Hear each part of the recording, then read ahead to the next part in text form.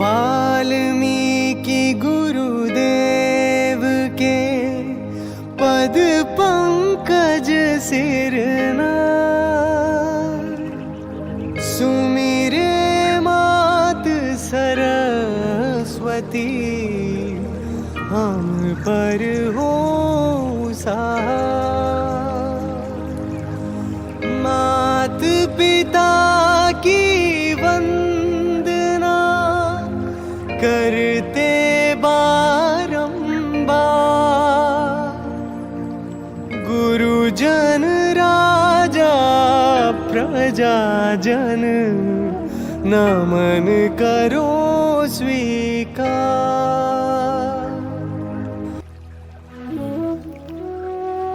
सदाशिव बाबा की जय, महाप्रभु श्री रामलाल जी महाराज की जय, आनंद कंद सदगुरुदेव भगवान की जय, कृष्ण कन्हैया लाल की जय, बंसी वारे की जय, माँ राधा रानी की जय।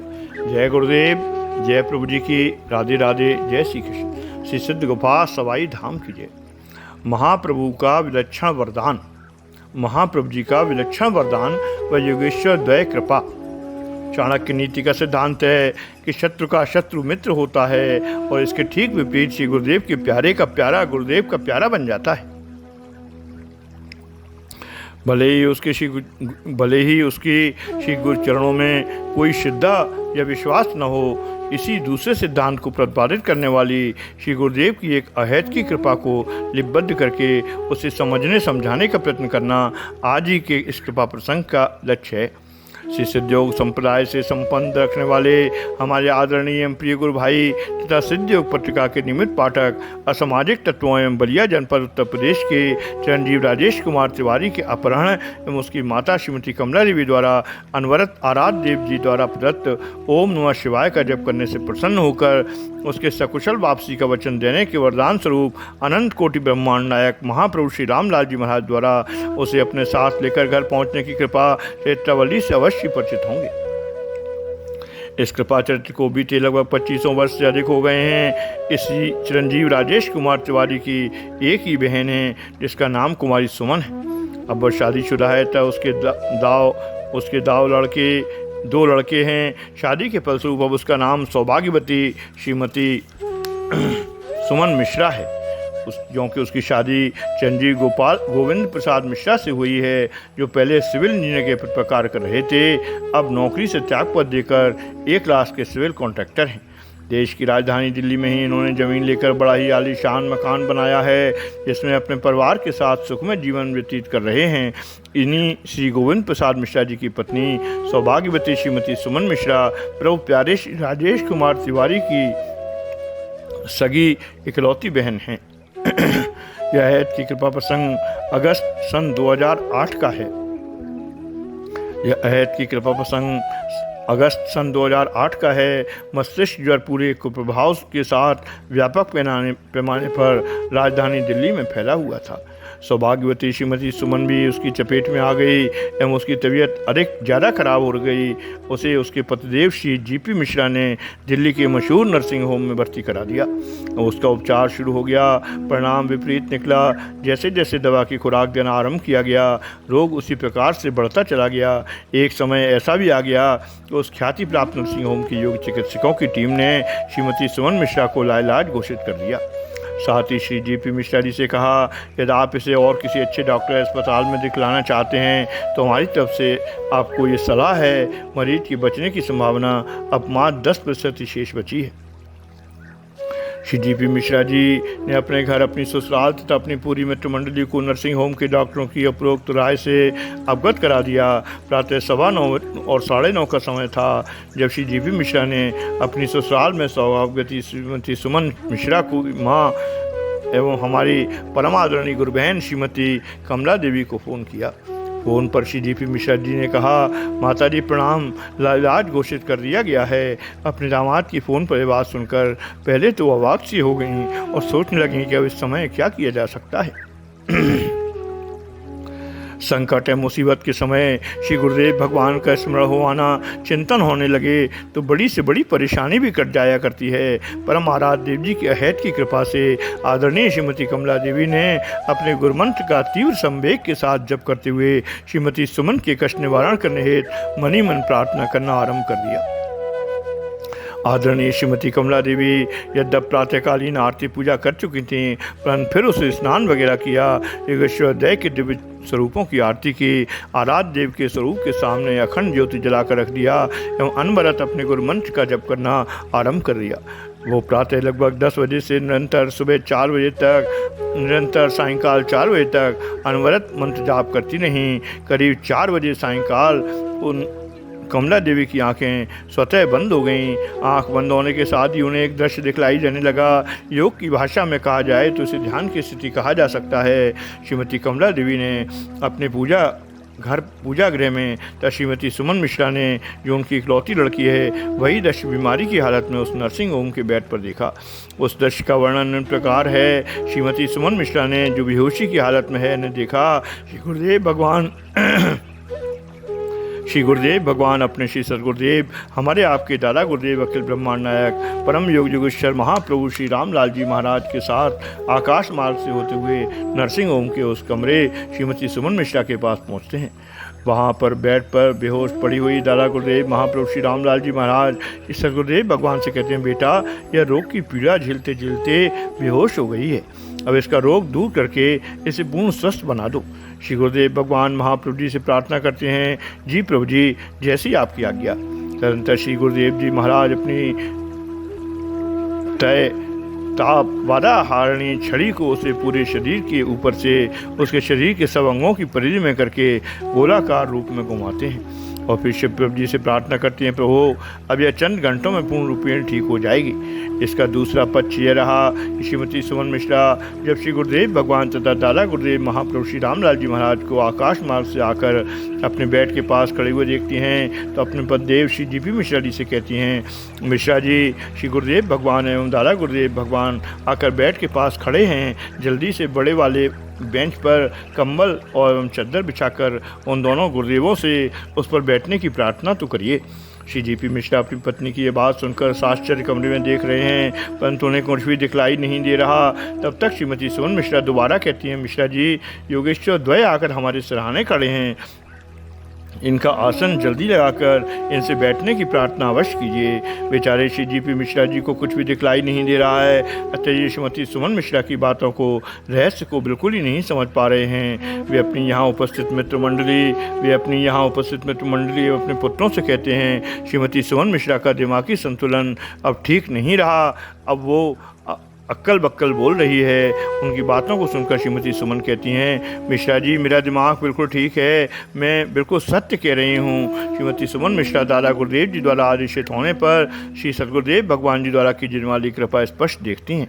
हम 15 मिनट बाद अपनी दोनों आंखें खोलती हैं एवं अपने पतिदेव श्री मिश्रा जी से कहती हैं कि श्री सदगुरुदेव भगवान तर श्री दादा गुरुदेव महाप्रभु जी आए थे, हमको बिल्कुल ठीक करके गए हैं। अब आप नर्सिंग स्टाफ को बुलवाइए, इलाज का यह सब ताम झाम हमारे शरीर से निकलवा दीजिए, अब मैं बिल्कुल स्वस्थ हो जाऊंगी। श्री जीपी मिश्रा जी कहते हैं, तुम समझ नहीं रही हो, बड़ी मुश्किल से रोग कंट्रोल में आया है, अब की बार स्थिति बिगड़ी तो तुम मर ही जाओगी। श्रीमती सुमन मिश्रा ने कहा कि मैं बिल्कुल सत्य कह रही हूँ, अब मैं 2 घंटे के अंदर बिल्कुल ठीक हो जाऊंगी। अब तो डॉक्टर की भी बिल्कुल चिंता नहीं है, क्योंकि जो लोक परलोक के करता धरता हमें ठीक होने का वरदान दे गए हैं और चंद घंटे बाद धीरे धीरे स्वस्थ होने लगी। श्री सुमन मिश्रा ने नर्सिंग होम की दवा लेना बंद कर दिया। उन सायंकालीन 4 बजे तक अपने निवास स्थान दिल्ली आ गई एवं चंद घंटों में पूर्ण रूपेण ठीक हो गई। इसके बाद ये कृपा की कहानी श्रीमती सुमन मिश्रा की जवानी यहीं खत्म हो गई।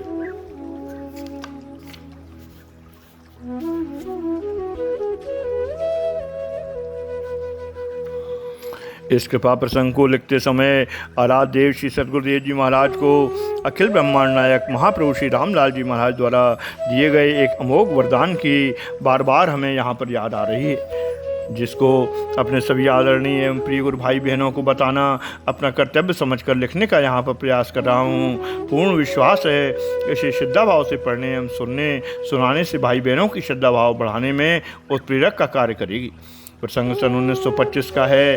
प्रसंग सन 1925 का है। श्री योग साधना आश्रम ऋषिकेश के दरबार के सामने जगत नियंता से संपूर्ण विश्व के कर्ता दत्ता दादा गुरुदेव महाप्रभु श्री रामलाल जी महाराज आराम कुर्सी पर विराजमान थे। उनके सामने बेचे टाट पर हमारे आराध्य देव श्री सतगुरुदेव जी महाराज अपने आदरणीय गुरु भाइयों परम आदरणीय श्री मुलख राज जी महाराज, ब्रह्मचारी श्री गोपालानंद जी महाराज, श्री बाबू राम जी, श्री बाबू पारसनाथ जी महाराज एवं कुछ अन्य जिज्ञासु भाई बहनों के साथ बैठे हुए थे। अपराह्न 4 बजे का समय रहा होगा। बिल्कुल कोलाहल रहित शांत वातावरण था। सर्व पूज्य त्रिजग पावन अखिलात्मा हमारे आपके दादा गुरुदेव महाप्रभु श्री रामलाल जी महाराज ने अपने मुखारबिंद से एक ऋचा का उच्चारण किया। अब बोले, तुम सबों में से इसका अर्थ कौन जानता है, बतलाए। संयोग कुछ ऐसा था कि आराध्य देव जी के साथ बैठे उनके गुरु भाई बहनों में हमारे गुरुदेव भगवान सबसे अल्पायु थे। अपने मन में कोई उपरोक्त ऋचा का उत्तर देने के लिए रजामंद नहीं हुआ। तदंतर अनाथों के नाथ अहत की कृपा सागर दादा गुरुदेव महाप्रभु श्री रामलाल जी महाराज ने सबको नाम लेकर बारी बारी से खड़ा किया। उस ऋचा का अर्थ सुना। हमारे श्री सतगुरुदेव भगवान की आयु उस समय मात्र 16 साल की थी। अतः दादा गुरुदेव ने तो इन्हें खड़ा कराया, इन्हें न तो खड़ा कराया और न इनसे उस ऋचा का अर्थ ही कहने को कहा। परंतु हमारे दादा गुरुदेव अपने प्रिय बालकों के द्वारा ऋचा के अर्थ से संतुष्ट नहीं हुए। अभी महाप्रभु जी इस संबंध में विचार ही कर रहे थे कि हमारे सदगुरुदेव भगवान ने उनके सामने हाथ जोड़कर खड़े हो गए। दादा गुरुदेव ने प्रश्न किया, कहो बेटा क्या बात है। श्री सदगुरुदेव भगवान ने प्रार्थना की, प्रभु जी यदि आपकी आज्ञा हो तो ऋचा का अर्थ मैं बतला दूँ। महाप्रभु जी ने मुस्कुराते हुए कहा, बेटा तुझे इसका अर्थ ज्ञात है। श्री सतगुरुदेव भगवान ने कहा, जी प्रभु जी आपकी कृपा से मुझे इसका अर्थ ज्ञात है। लाला गुरुदेव महाकालेश्वर सर्वजन प्रिय श्री रामलाल जी महाराज ने सहर्ष हमारे श्री सतगुरुदेव भगवान को उस ऋचा का अर्थ बतलाने की आज्ञा प्रदान कर दी। हमारे श्री सतगुरुदेव भगवान ने सर्वप्रथम श्री गुरु वंदना की, उसके बाद उस ऋचा का पाठ किया, उसके बाद उस ऋचा का संस्कृत से अर्थ कहा, तदंतर भावार्थ बतलाया और अंत में हिंदी में विस्तार से उसका अर्थ बतलाए। ऐसी व्याख्या सुनकर सभी लोग आश्चर्यचकित थे एवं दादा गुरुदेव महान आह्लादित थे। उन्होंने कहा, शाबाश बेटा शाबाश, आज मैं तुम्हारी व्याख्या सुनकर अत्यंत प्रसन्न हूँ। यह आशीर्वाद देता हूँ कि तुम योग प्रचार में, शास्त्रार्थ में या किसी आध्यात्मिक प्रयोजन में बोलना आरंभ करोगे तुम्हारी जानकारी में है उसमें एवं जो तुम्हारी जानकारी में नहीं है उसमें तुम्हारे लिए कोई अंतर नहीं पड़ेगा। तुम्हें बिना पढ़े ही सब शास्त्रों का पूरा ज्ञान हो जाएगा एवं तुम अपने समय के अजेय वक्ता बने रहोगे एवं जीवन के अंतिम श्वास तक महाप्रभु जी की अमोघ आशीर्वाद उनका साथ दिया, आज भी दे रहा है। सन 1993 में श्री योग साधना आश्रम ऋषिकेश के गंगा दशहरा पर्व के उत्सव में जाने का सौभाग्य मिला। उस उत्सव में हरियाणा निवासी एक वृद्ध महापुरुष से जो अच्छी आध्यात्मिक स्थिति के लगते थे सत्संग करने का अवसर मिला। कुछ आध्यात्मिक एवं योग परक चर्चाएँ भी हुईं। आराध्य देव योग योगेश्वर अनंत श्री विभूषित श्री चंद्रमोहन जी महाराज के अतीत के संबंध में जानने की कुछ जिज्ञासा हुई। उनसे इस संबंध में प्रार्थना किया। उन्होंने इस अलौकिक कृपा प्रसंग सुनाने की कृपा की। इस तारतम्य में उन्होंने इस रहस्य का उद्बोधन किया एवं महाप्रभु जी की उपरोक्त अमोघ वाणी का आशीर्वाद की विलक्षण कहानी सविस्तार सुनाने की कृपा की। उनके अध्यात्म परक बातों को सुनकर यह बात हृदय पटल पर अंकित हो गई। कर्ता करे न कर सकें सदगुरु करें सो होय। कर्ता करे न कर सकें श्री सदगुरु करें सो होय। वे महाप्रभु श्री रामलाल जी महाराज के चरणों में श्रद्धा में ओतप्रोत थे। उनका श्री सदगुरुदेव के प्रेम से हृदय बिल्कुल लबालब भरा हुआ था। उनकी आवाज़ तो बिल्कुल स्पष्ट नहीं थी परंतु श्रद्धा भाव अलौकिक था। आराध्य देव श्री सदगुरुदेव जी भगवान के प्रति महाप्रभु जी के नज़रिए का वर्णन करते हुए उन्होंने आह्लादित के साथ गुनगुनाया था, जिसका गुरुवर सदा रजामंद है, जिसका गुरुवर सदा रजामंद है उसको हरदम आनंद ही आनंद है। इस जगत में भी उसको आनंद है, उस जगत में भी उसको आनंद है, उसके आने में भी आनंद है, उसके जाने में भी आनंद है। जिसका गुरुवर सदा रजामंद है वह जहाँ जहाँ विराजता हर जगह पर आनंद ही आनंद है। जिसका गुरुवर सदा रजामंद है उसका हरदम आनंद ही आनंद है। इस जगत में भी उसको आनंद है, उस जगत में भी उसको आनंद है। दुनिया में हज़ारों लाखों में धनवान यहाँ पर मिलते हैं, पर जो जन है गुरुमंत्र धनी धनवान उसे हम कहते हैं। महाप्रभु श्री रामलाल जी महाराज की जय। आनंद कंद सदगुरुदेव भगवान की जय। कृष्ण कन्हैया लाल की जय।